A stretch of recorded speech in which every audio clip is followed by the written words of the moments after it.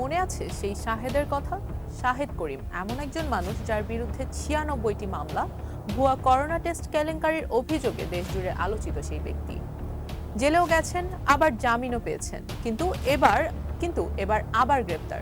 প্রশ্ন হলো, শাহেদ করিম কি শুধু একজন প্রতারক, নাকি তিনি এমন একটি রাজনৈতিক সংস্কৃতির প্রতীক যেখানে ক্ষমতার ছায়া অপরাধকে বছরের পর বছর টিকিয়ে রাখে? আজ সেই গল্প নিয়েই থাকছি টাইমস 24 এক্সক্লুসিভে। সাথে আছি আমি রুবাইয়া জান্নাত।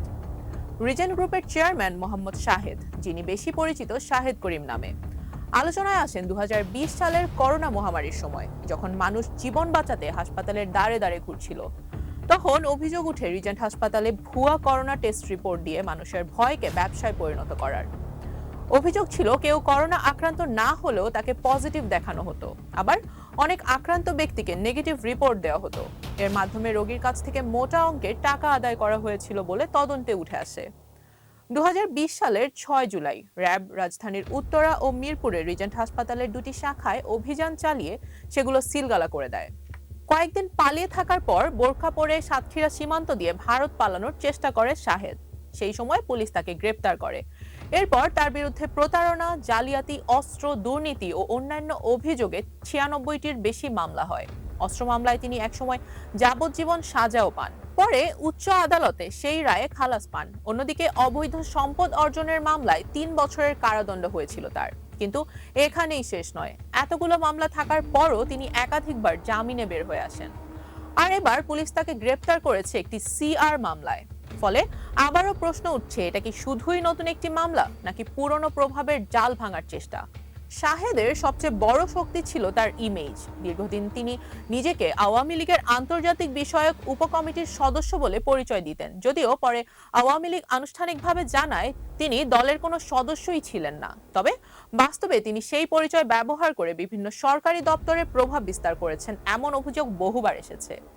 তার মা সাফিয়া করিম সাতক্ষীরা মহিলা আওয়ামী লীগের সাবেক সাধারণ সম্পাদক ছিলেন। স্থানীয় পর্যায়ে এই পারিবারিক পরিচয়ও তাকে রাজনৈতিক যোগাযোগ গড়ে তুলতে সাহায্য করেছিল বলে আলোচনা রয়েছে।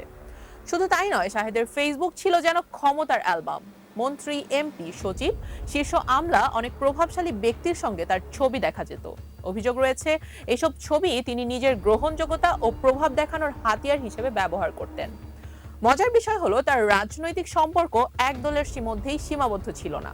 বিভিন্ন সময়ের সংবাদ প্রতিবেদনে এসেছে, বিএনপি জামায়াত জোট সরকারের সময়ও তিনি সে সময়কার প্রভাবশালী কয়েকজন নেতার সঙ্গে ঘনিষ্ঠ ছিলেন। অর্থাৎ ক্ষমতা বদলালেও শাহেদের যোগাযোগের ধরন বদলায়নি। তিনি সব সময় ক্ষমতার কাছাকাছি থাকার চেষ্টা করেছেন, এমন অভিযোগই সবসময় বেশি আলোচিত তার বিরুদ্ধে। এ কারণেই অনেক বিশ্লেষক বলেন, শাহেদ করিম কোনো বিচ্ছিন্ন ঘটনা নয়। বাংলাদেশের রাজনীতিতে এমন আরো অনেক বিতর্কিত চরিত্র রয়েছে, যারা প্রথমে রাজনৈতিক পরিচয় তৈরি করেছেন, এরপর সেই পরিচয় ব্যবহার করে ব্যবসা, প্রভাব আর অর্থের সাম্রাজ্য গড়েছেন। তবে এখানে একটি বিষয় খুবই গুরুত্বপূর্ণ, কোনো ব্যক্তির সঙ্গে কোনো রাজনৈতিক নেতা বা দলের ছবি থাকা মানেই সেই দল তার সব কর্মকাণ্ডের দায় বহন করে, এমন সিদ্ধান্ত প্রমাণ ছাড়া দেওয়া যায় না। কারণ কোন দল পরে দায় অস্বীকার করলেও প্রশ্ন থেকে যায়, তাহলে এতদিন তিনি কিভাবে এত সহজে প্রভাব খাটাতে পেরেছিলেন? শাহেদ করিমের নতুন গ্রেপ্তার হয়তো একটি মামলার অংশ, কিন্তু তার গল্প আমাদের সামনে আরো বড় একটি প্রশ্ন রেখে যায়। অপরাধী কি একা তৈরি হয়, নাকি দুর্বল জবাবদিহিতা, রাজনৈতিক প্রভাব আর ক্ষমতার অপব্যবহার তাকে বড় হওয়ার সুযোগ দেয়? যদি আইনের শাসন সত্যিই সবার জন্য সমান হয়, তাহলে বিচার যেন কোনো ফোন কল, কোনো পরিচয় বা কোনো প্রভাবের কাছে থেমে না যায়। কারণ একজন শাহেদের বিচার শুধু একজন মানুষের বিচার নয়, এটি রাষ্ট্রের জবাবদিহিতারও পরীক্ষা। রুবাইয়া জান্নাত, টাইমস ইনভেস্টিগেশন।